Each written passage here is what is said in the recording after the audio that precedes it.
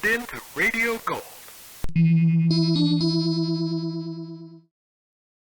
This production of The Avengers burst in the door of spy and superhero adventure drama on South African radio in 1971, starring Donald Monat as John Steed and Diane Appleby as the wonderful Emma Peel. It was based on the Fine TV series, which was very popular from the start in the UK, and is an excellent example of radio's adaptation of the television medium. Part pop art, part superhero, and part adventure serial, this radio show had all of the excitement and intelligence of the original television hit. National TV wasn't available in South Africa until 1976, so radio was the only way the Avengers was popularized there, rising to almost cult status. It was produced as usually 6 serial episodes per week, and the cliff-hanging segments keep the action moving and always leading up to a thrill to be continued. So ladies and gentlemen, without further ado, Radio Gold is proud to present The Avengers. Now, from the makers of Cold Water Irma, the sign reading British Cypher headquarters, no admittance without authority, hung next to the sentry box outside the large red brick building. A guard stood stiffly to attention in the time-honored tradition. It was raining, not pouring down, but a steady drizzle, the sort of rain that gently soaks one to the skin. The winter morning was a quiet one, no sound of traffic from the deserted road. And then... From the inner courtyard stumbled a man, well-built, well-dressed. He ran in panic from the main building across the yard towards the guard, who paid no attention to his cries. Nearing the gate, a small van swung towards him. No! No! No! From the van, a man in a white coat stretched out an arm. In his hand, he held a blunt-nosed pistol with a silencer attached. He fired.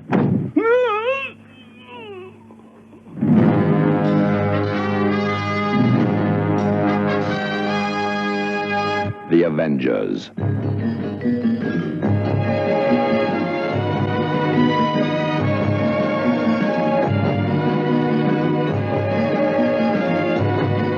John Steed and Emma Peel, The Avengers.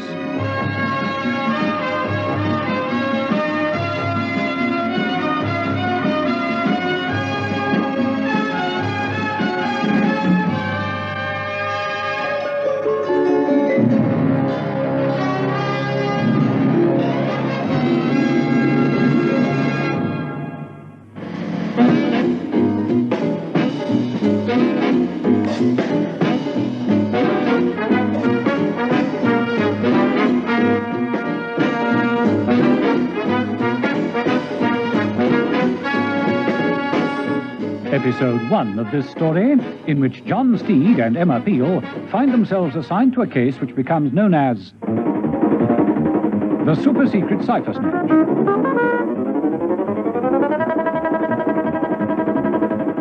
Roger Jarrett yelled as the bullet smashed into his body. He fell untidily into a puddle. Blood flowed into the water as he died. From the van bearing the sign Classy Glass Cleaning, 2 men climbed down. They moved swiftly, picking up the body and throwing it callously into the back of the van. You would have him taken care of. Come on, let's go.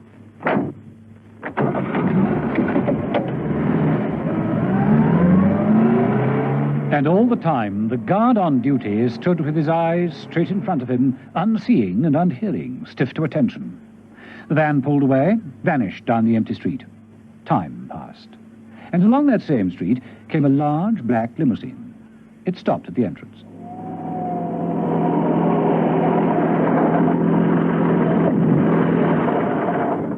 From the wheel, George Webster, dignified director of British Cypher headquarters, leaned from the window and said to the guard, "Hello, Masters. What kind of day has it been?" Oh, usual Monday, Mr. Webster. Routine, boring. That's a reply I like to hear. In other words, no one has stolen the secret papers. No chance, sir, no chance. Good.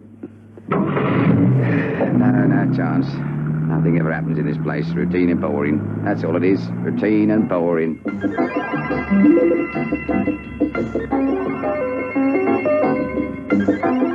In John Steed's apartment, Mother was holding a meeting.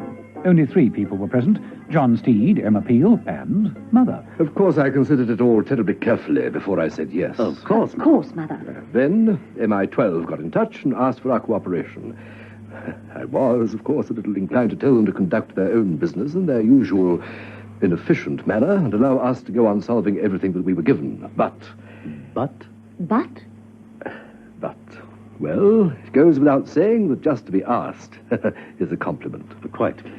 A feather in our caps, in fact. More than one. A whole nestful. An Indian headdress. A mattress? I knew you'd be inclined to lie down on the job, Steed. It's also a thundering great bore. I mean, I ask you, MI12 losing one of their men like that, and then having the audacity to ask us to find him. It is annoying. Infuriating. That's what I said, but... But? Pour another cocktail, Steed, and I'll tell you all. Mrs. Peel? I think not. One of us has to remember what this is all about. Yes. Well, now, yes. Cheers. To another case successfully accomplished. We have to start on it yet. Foregone conclusion, Steed, foregone conclusion. Roger Jarrett. That was his name? I mean, is his name? It could be was. In fact, it sounds like was. Yes, that's the name. How long has he been missing? 24 hours. That's MI12 for you. Complete panic. Typical of them. They have such a terrible preoccupation with gimmicks and gadgets. I told them, no gadget will ever replace the man. Or the woman. Yes. Where does all this start, Mother? It starts in the apartment of Roger Jarrett, of course, shortly after he left it. And ends? At the Cypher headquarters. Right. Then I'll take Jarrett's apartment. And I'll brush up on my ciphers. And I'll sit here and have another cocktail and wish you both the best of British luck.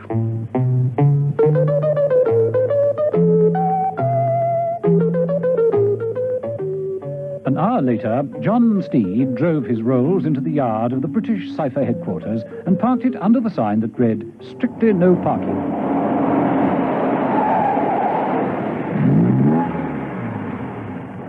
Always start in the proper manner. Train him early. Steed tapped his bowler more firmly on his head and, jauntily swinging his umbrella, strolled up the steps and into the reception foyer.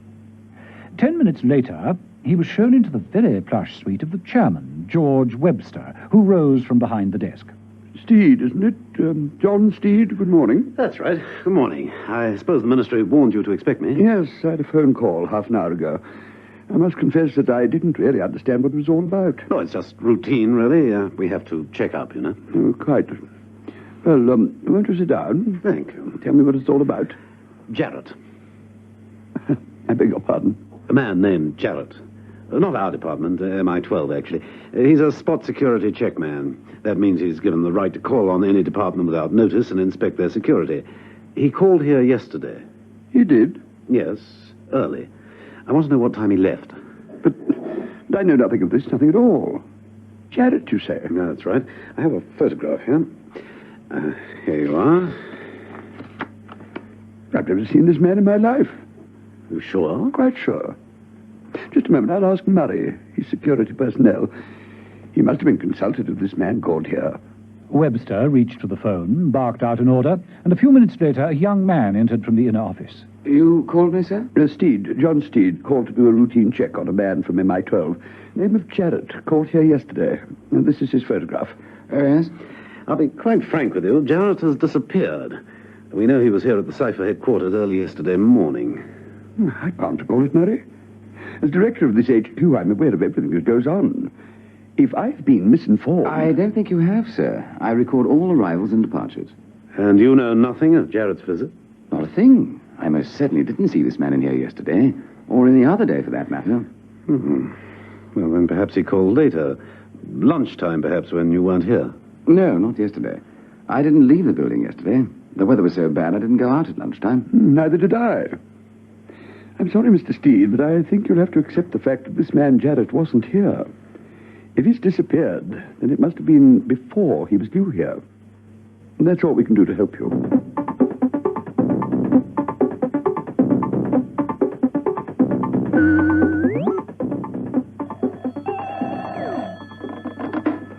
Mother? Steed here, Mother. Checked at Cypher HQ. Webster and his security man say Jarrett didn't visit them yesterday. Well, that's not the information we were given. No. I questioned all the staff, and they said Jarrett has never called at that headquarters, not at any time. But he must have done it sometime. Quite. Yet they deny it. And I'm quite sure they're all lying. But why? That, Steed, is something you must find out. And at once. Yes, any news from Mrs. Peel? Not yet. One could only hope that she'll be a little more constructive than you have been. She's at Jarrett's apartment with Ferret. Who? Ferret, from MI12's forensic department. Prides himself on being a modern Sherlock Holmes. Oh. Right, I'll keep in touch.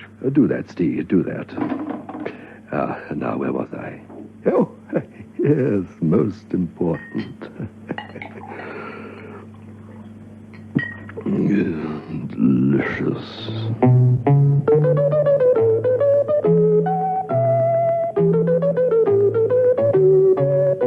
In Jarrett's apartment, Ferret was going over everything in a thoroughly professional way. His methods were not to touch, but to examine in great detail. Mrs. Peel wandered about carelessly, picking up and putting down anything she chose. There's a postcard here. It reads, "With all my love, Yvette." Now that means assignment completed. Yvette is our man in Paris. You MI12 people do go in for intrigue, don't you? Very careless of Jarrett. He should have destroyed that immediately. Peters, have you finished photographing the bedroom? Yes, sir, just a few prints in the bathroom. Right. And then cover that bookcase and the area around the door. I thought the best type of agents left messages concealed almost everywhere. There are messages enough. It's only a question of thinking things out. Such as? The bottle of milk in the kitchen is sour. So? The dregs in this teacup have gone moldy. So? The shaving brush in the bathroom is bone dry. Ingenious. So? Each one is a clue, Mrs. Beagle. All these facts add up to prove that Jarrett hasn't been in this flat for 2 days. Mrs. Peel, who had been wandering about the place looking under cushions, straightening the carpets and toying with the ornaments, strolled to the window. Beneath the window was a window seat, large and comfortable. She sat on it and stared out into the street. Then, on an impulse, she got up and raised the lid of the window seat. Yes, I think I can say without fear of contradiction that Jarrett left here on Sunday. I'm afraid not, Mr. Ferret. I beg your pardon. It would seem he didn't leave here at all. Look. Ferret moved over to where Mrs. Peel stood and looked down into the window seat. The sightless eyes of Arthur Jarrett stared up at him. Dead. Shot. You don't have to be a genius to ferret that one out, do you?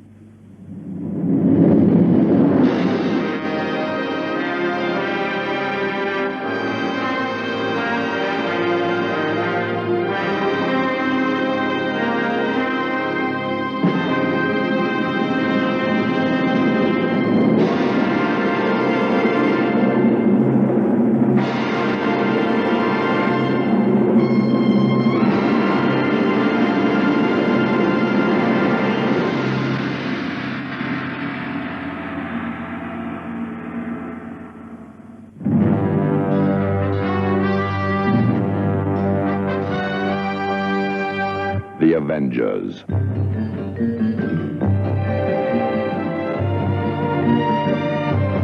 Listen every evening, Monday to Friday, to John Steed and Emma Peel, The Avengers, brought to you by the makers of Cold Water Omo.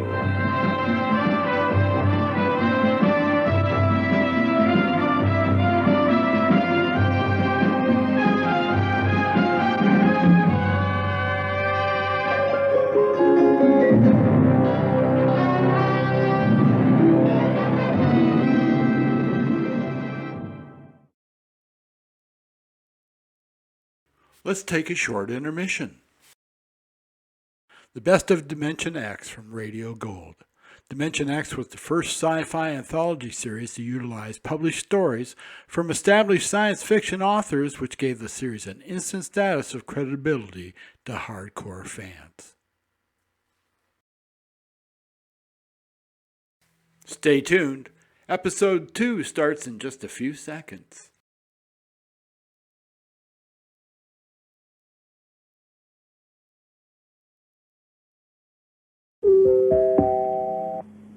Now, from the makers of Cold Water Omo.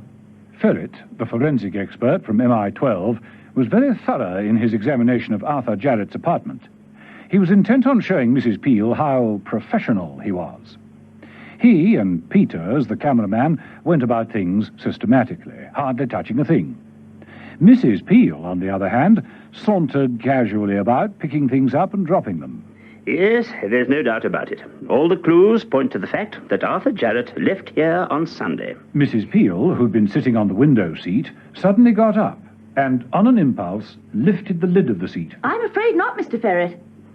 I beg your pardon? Come over here. Look at this. It would seem he didn't leave here at all. Ferret did so and found himself gazing down into the sightless eyes of Arthur Jarrett. He'd been shot and couldn't have been more dead.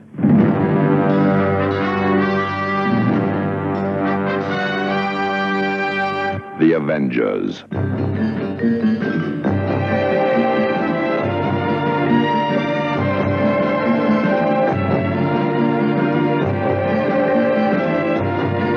John Steed and Emma Peel, The Avengers.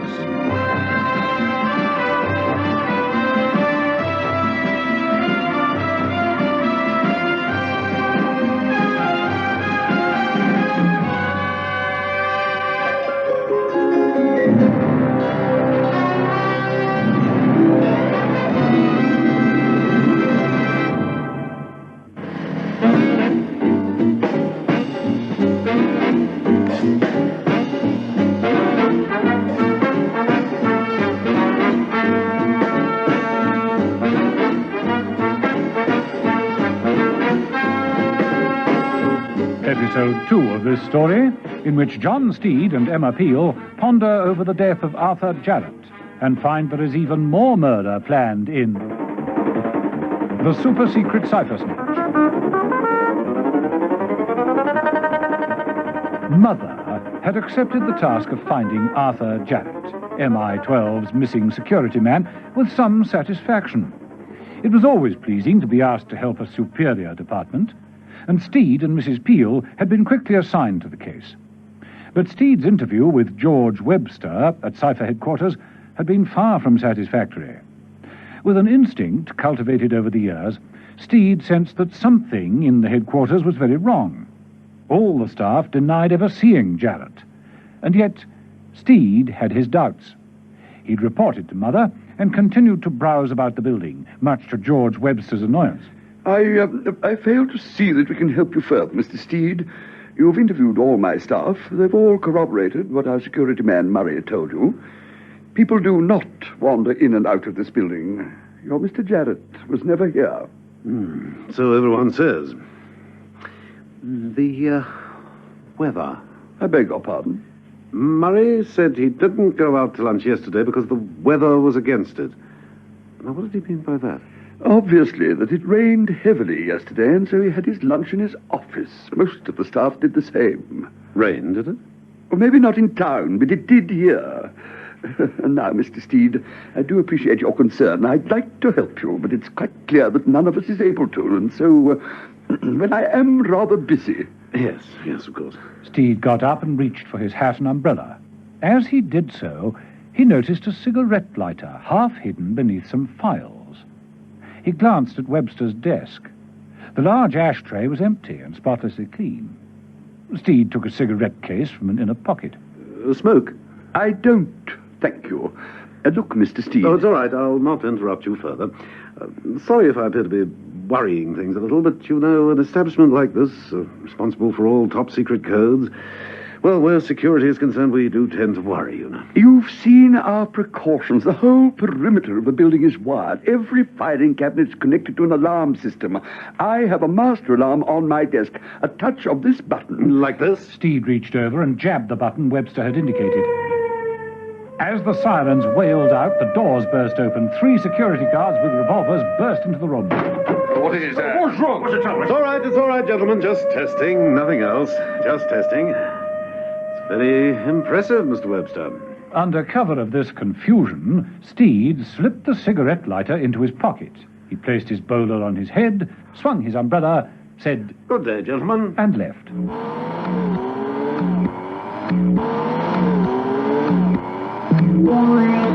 In Jarrett's apartment, Mrs. Peel watched with interest as Peters, the photographer, took several shots of the dead man in the window seat. You don't suppose that we could move him, Mr. Ferret? Certainly not. Oh, very well. But I have an idea that this is his bad side. Most people photograph better with the left profile. This isn't a screen test. Now, Mrs. Peel, if you'll be so good as to make a list of his personal possessions... Well, if you think it's necessary, very well. I do. In duplicate, please. You MI12 boys are very thorough. All right. Ferret slipped on a pair of white gloves and extracted a comb from the dead man's pocket. Combs? One? Wrong. It's not a comb. It's a high-frequency resonator. A special issue. You see? It clicks open. The antenna springs out, so... How clever. That a tie-pin he's wearing? A miniature microphone. Oh. Cufflinks? One pair? Wrong. A recorder and playback units. One set. Oh, sorry. But you will agree that this is his wallet. Sorry. A survival kit. A K. A 4 standard issue. And this can't be a cigarette case, can it? No. A .22 automatic pistol with twin magazines and self-loader. You open it to fire. In my department, a gun is a gun is a gun. What's this? A gun? Mrs. Peel produced a small pocket revolver from the dead man's top pocket. No, that's a cigarette lighter. Press the trigger and... You people really are intent on making life complicated, aren't you? I suppose this fountain pen is a hand-operated, gas-cooled, short-range grenade launcher. Hard luck. That's his dispatch case. But of course. How could it be anything else? How's it work? Like this. Unscrew the nib. Now, a sheet of paper inside. Oh, how very odd. It's just the page of a calendar. Monday, April the 1st. Yesterday. Let's see, what's so very special about yesterday? His death, perhaps? But why the page of a calendar? Better photograph it, Peters. Right. Yeah, of course, the one thing that could help us is missing. It really is most annoying. And what is that? His cigarette lighter. I've been through all his pockets, and it isn't there, but it should be there. No agent would be on a job without it. Well, not even if he didn't smoke? No, that's immaterial. He was issued with a cigarette lighter, and that was a camera. Oh, I suppose I should have guessed. A single-lens, reflex, fully automatic, magazine-load cigarette lighter. Yeah, precisely. And it's missing. Well, I finished here, Mr. Ferret. What now? Well, as far as I'm concerned, lunch and back to Steed's apartment. Oh, I bet Mother's polished off all those cocktails. But I better go and report this to him. Would you care to come along, Peters? Ferret, you'll see to all this, won't you? Leave it to me, Mrs. Peel. Leave it all to me.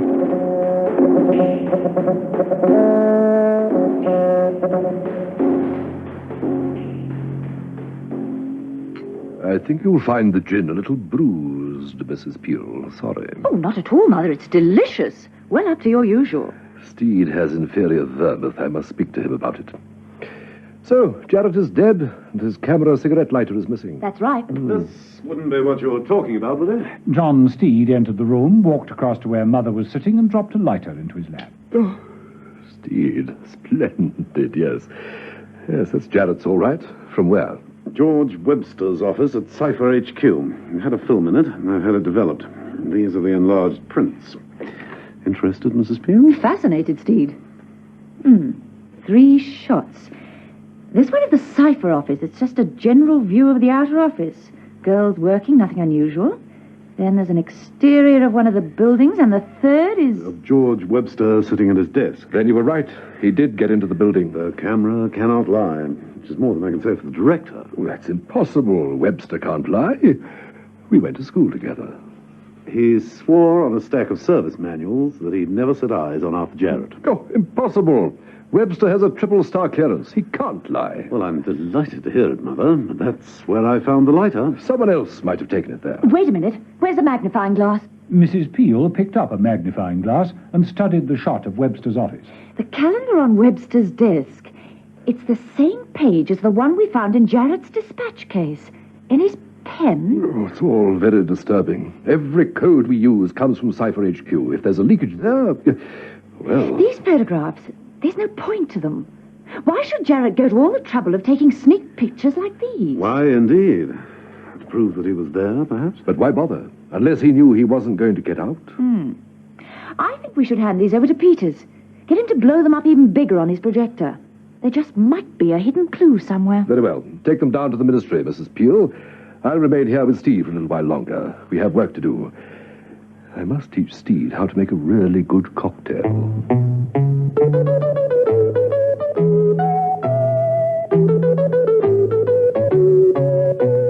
Mrs. Peel left at that point. She dropped the prints in at Peter's photographic laboratory at the ministry and went home to change. As she drove away from the ministry, a small van marked classy glass cleaning, always top of the social ladder, drew up outside. 2 men were in it. Their names, Vickers and Maskin. Think she's passed them on to the lab, boys? Sure, practically certain. Yeah, then we'd better get to work, hadn't we? Right. The 2 men donned white coats, took ladders from the back of the van and buckets. You find this useful? Vickers took a gun from the van and dropped it into Maskin's bucket. Maskin acknowledged it with a nod and, whistling tunelessly, propped his ladder against the outer wall of the building. Third from the top, then, is it? That's right. Okay, here goes. Maskin climbed the ladder, a window cleaner at work. No one in the whole of the street even noticed him. A short while after this, John Steed's telephone rang. Steed? Mr. Steve Peters here. These photographs that Mrs. Peel dropped in, I've got them on the projector at the moment. And, just a moment, there's someone at the... Hello? Hello, Peters. Peters, what is it? What the devil is it? Trouble, Steed. Sounds like it. It sounds like big trouble, Mother. In fact, it sounds like murder.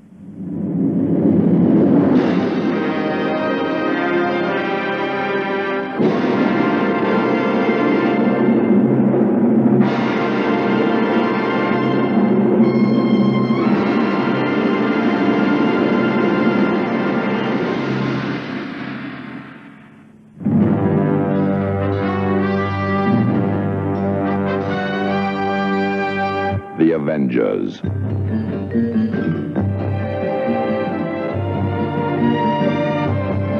Listen every evening, Monday to Friday, to John Steed and Emma Peel, The Avengers, brought to you by the makers of Cold Water Omo.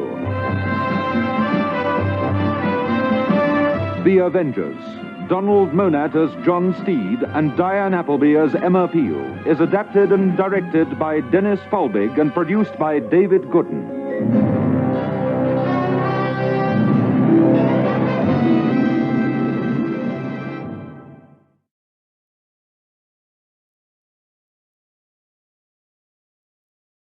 Let's take a short intermission.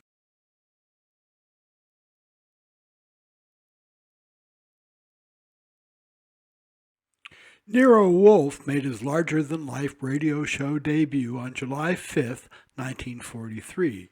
This intelligent detective show, based on the Rex Stout novels, proved to be a natural for classic radio.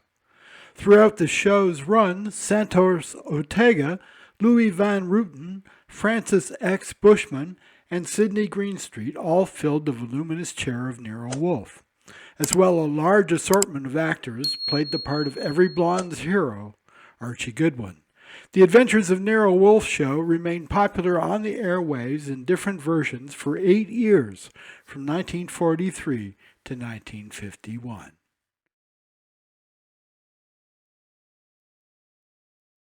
Stay tuned for episode 3 of The Avengers.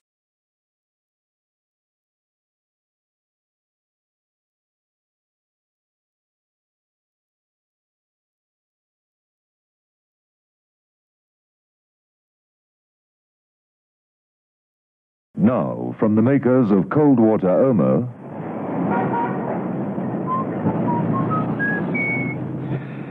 The window's the third one from the top, isn't it, Vickers? That's right. Okay, here goes. The man called Maskin grabbed his window cleaning gear and began to climb the ladder he'd propped against the red bricked wall of the ministry. Just a window cleaner at work. No one gave him a second glance. A short while after that, John Steed's telephone rang. John Steed? Mr. Steve Peters here from the ministry. Oh, yes, Peter. There's photographs that Mrs. Peel dropped in. I've got them on the projector and... just a moment. There's someone at the... Hello? Hello, Peters. Peters, what is it? What's happened? Trouble, Steed. Sounds like it. It sounds like big trouble, Mother. In fact, it sounds like murder.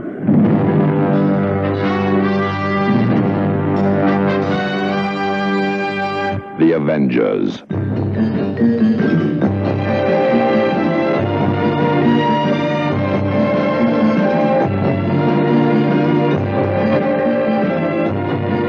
John Steed and Emma Peel, The Avengers.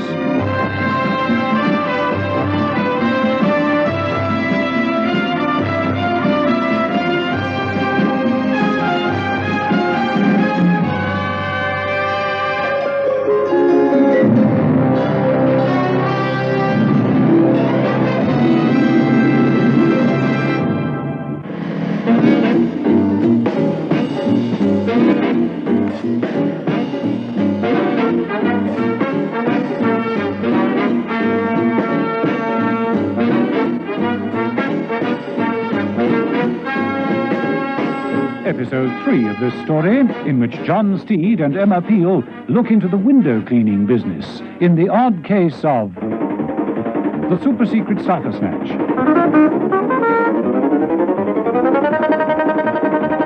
John Steed and Emma Peel were investigating the murder of Arthur Jarrett, a top ministry security agent of MI12. Jarrett had disappeared while checking on the security at the British Cypher headquarters. Steed had called at the headquarters and been puzzled to find that all the staff denied ever seeing Jarrett. Mrs. Peel, checking with Ferret, a forensic expert, had discovered Jarrett's body in the window seat of his own apartment. Later, from the evidence of Jarrett's miniature camera, it was clear that he had visited the Cypher headquarters. Mrs. Peel had passed over some photographs to Peters, the photographic expert at the ministry, and it was while Peters was making a phone call to Steed to report on his findings that Steed heard a shot ring out. He didn't need any urging from Mother to get over to the ministry at top speed, collecting Mrs. Peel on the way. This way, Mrs. Peel. Wow, what a shambles. The whole place is wrecked.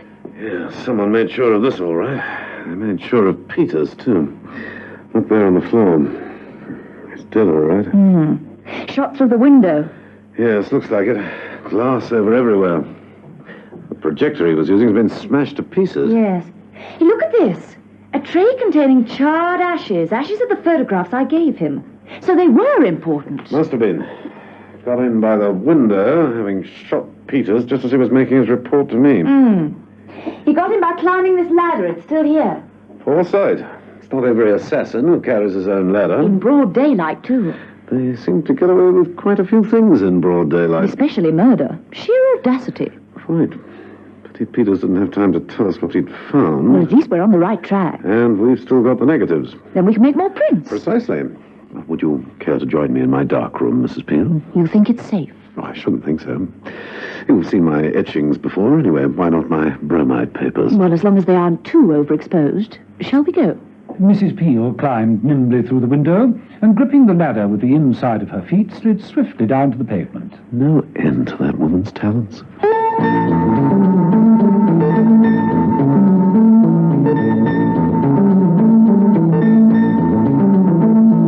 In Steed's apartment, Mother was sampling a dry sherry and talking to George Webster of Cypher HQ on the telephone. Yes, George, old boy, I'm afraid it is serious. Jarrett is dead. Terribly sorry to hear that, Mother, but really it's hardly our responsibility. We didn't know him, you know. That's not what MI12 say. To the devil with them.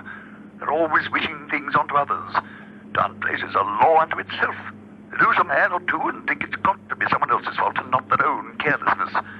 I repeat, we've all got our own jobs. It's the security angle that worries them. Your place supplies all the codes of the country. Anyone penetrating your security gets information on all other departments. We know that. That's why our security is so good. Can't be broken. And if I told you I had photographs taken in your own office only yesterday? I'd say you were stark raving mad. A bit bitter. What's that? Of course I'd be bitter. I'm talking of my sherry. All right, George, old boy, if you're sure you're right, and of course I have to take your word for it. I know I am, Mother. But thanks for the call. If I can help in any way, let me know. Bye. Bye. One of us is a blithering idiot, and it's not me. And this is a most inferior sherry. I shall have to go home to get a decent drink.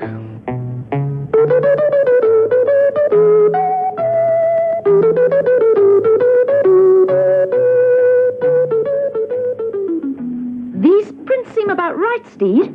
I'll just fix them and then you can turn the light on. Right. Let's take a keen look. Blot them off, leave them to dry naturally. There we are.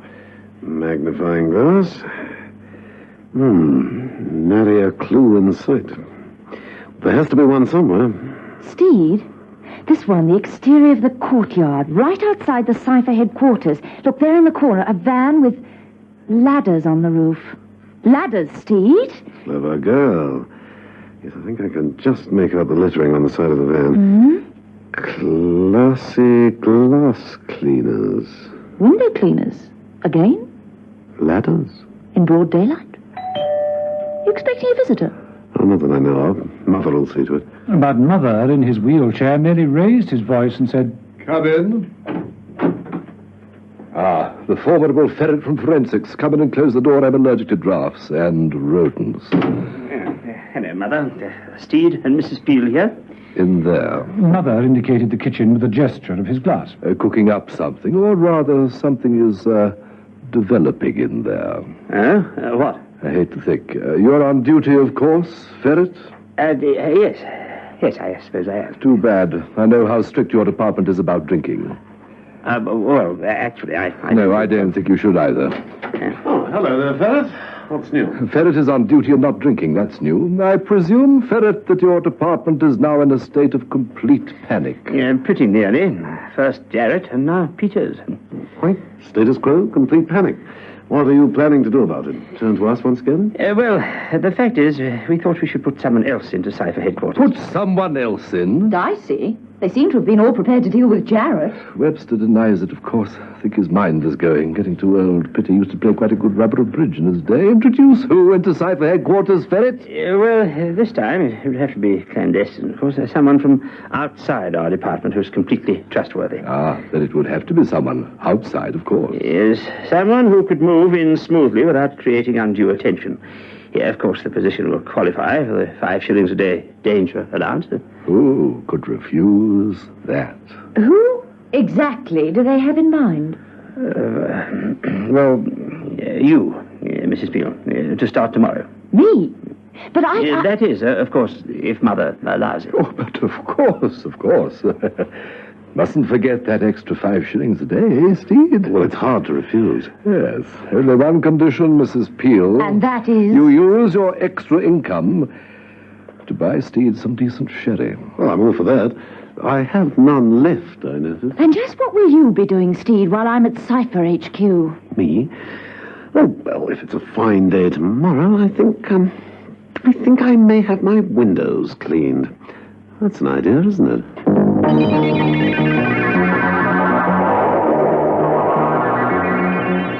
It was a fine day, and John Steed looked up the address of Classy Glass Cleaning in the telephone book and called upon their premises.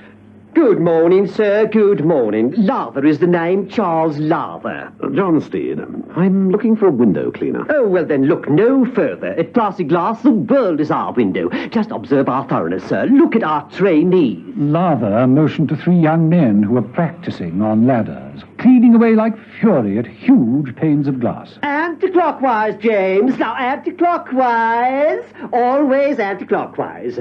Apprentices, sir, they will try the easy way, you know. Oh, can't be too careful. Exactly. There are no shortcuts to the tops of our ladders.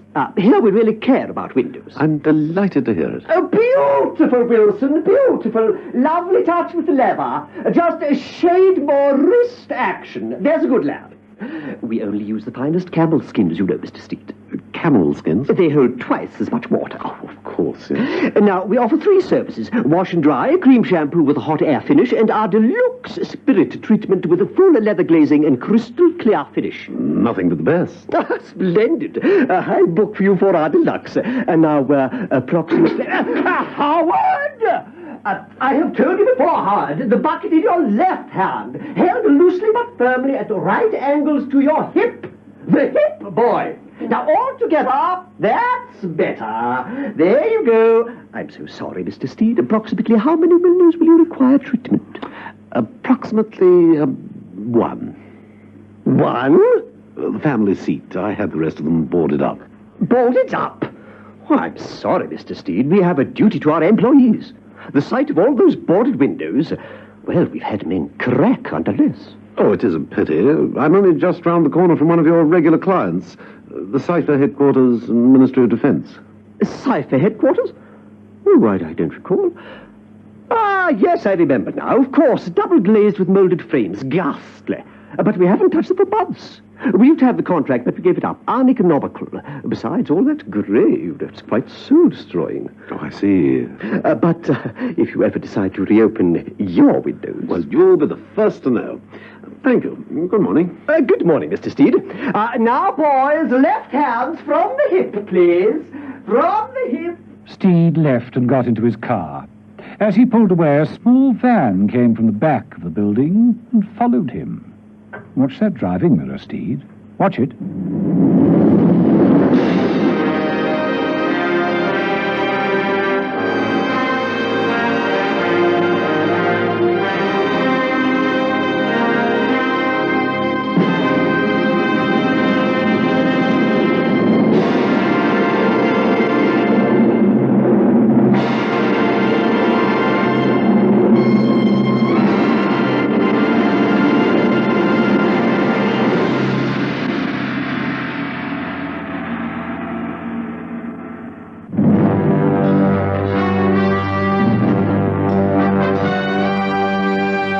The Avengers.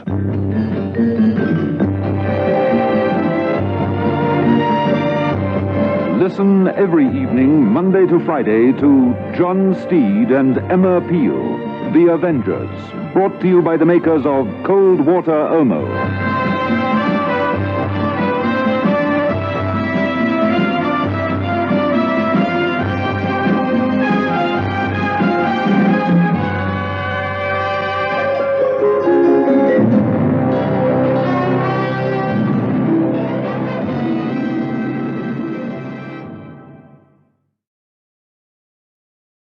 Now get on over to the Radio Gold channel and find the exciting 3-part conclusion to this adventure.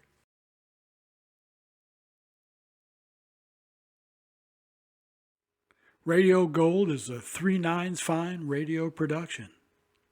See you next time.